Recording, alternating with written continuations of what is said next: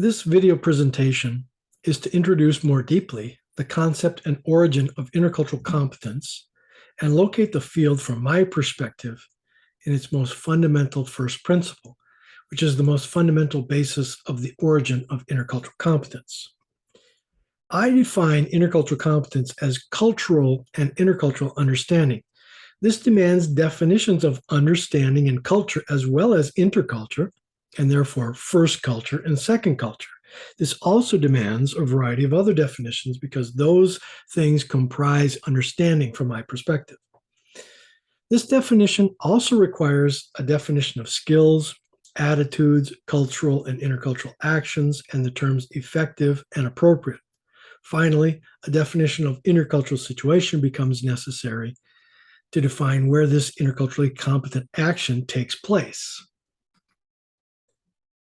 The term intercultural competence itself goes by many names. It must be differentiated from the much broader term cultural competence or transcultural competence, which are perhaps, in my mind, too broad to be useful conceptually.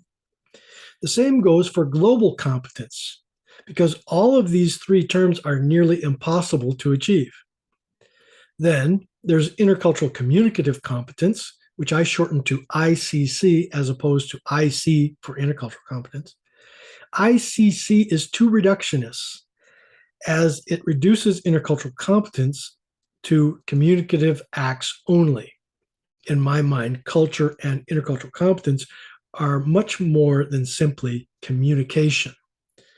Then the sexier terms used by business people to sell books on the topic are cultural intelligence and cultural agility, implying that they can be couched more broadly within emotional intelligence or are merely the ability to be deft, adept, and agile in intercultural situations.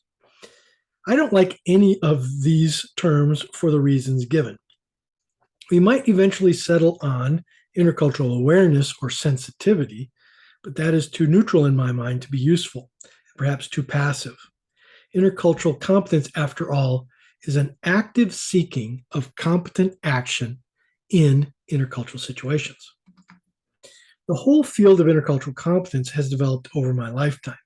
I have a lot of experience personally, but mostly in my own failures to be competent. I lived it as a student of Russian language and culture in the Soviet Union. I've lived it as a married man and in a cross-cultural relationship, and as a professional in serving intercultural students at a university in the United States. Perhaps all of this has culminated in a few books and this series of videos on YouTube, but hopefully it has resulted in an interculturally competent person, with some experience at least. But why has intercultural competence become more developed this late in the cross-cultural relations game? We're thousands of years into this thing. Well, World War II might be one reason. The threat of global nuclear war and mutually assured destruction explains it as well.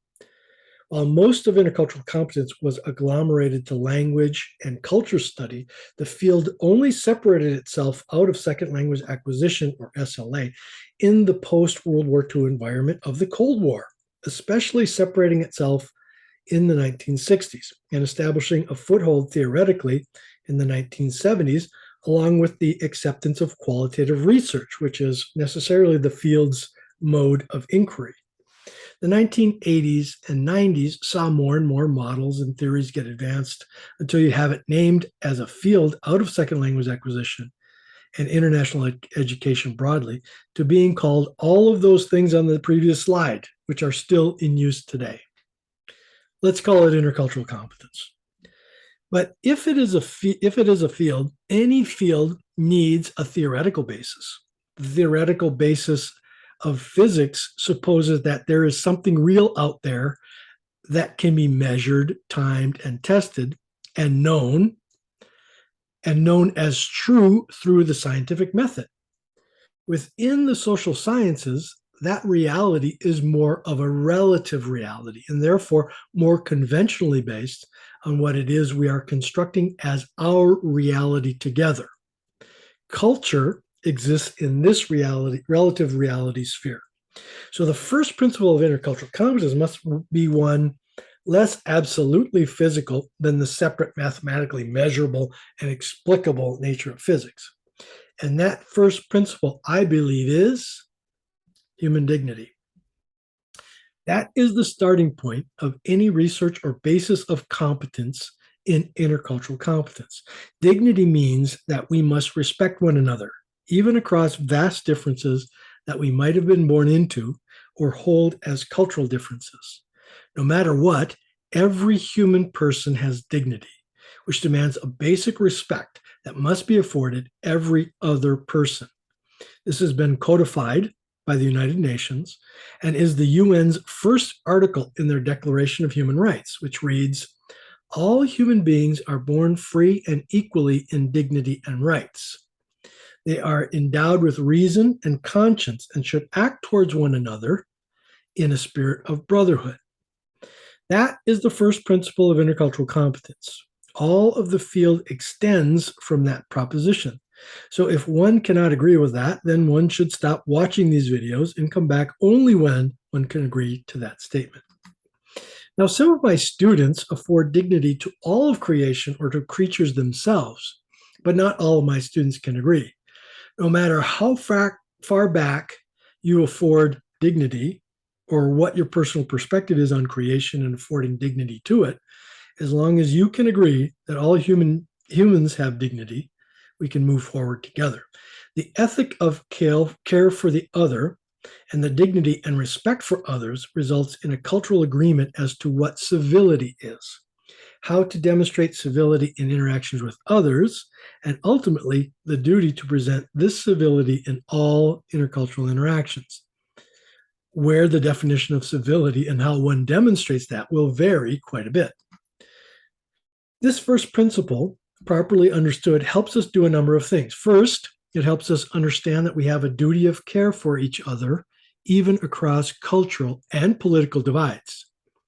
It allows us to skip over those pseudoscientific explanations that result in dehumanization of the other, such as eugenics or social Darwinism, slavery, racism, and all other stages of human development that have resulted in mass genocide, colonization, and so many other forms of maltreatment of people not like us.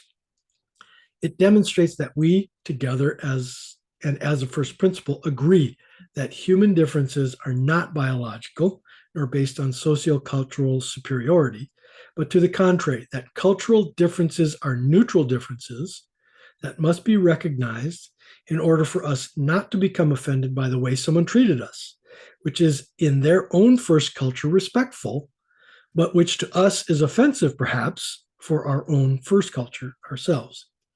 That is the stuff of intercultural competence.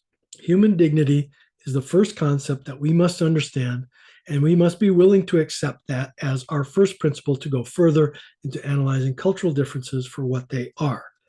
Simply the other's way of doing things. So if you can accept that, let's go on to more concepts to help us understand intercultural competence, what it is, and how to become more competent interculturally. While I use these videos as presentations for the courses I teach on intercultural competence, they're also freely available for anyone to watch. So please feel free to like it or subscribe to this channel as you see fit, share as you like. Your feedback is valuable to me to make sure things are clear. And as I always like to say at the end of these, and may you find the peace you are looking for.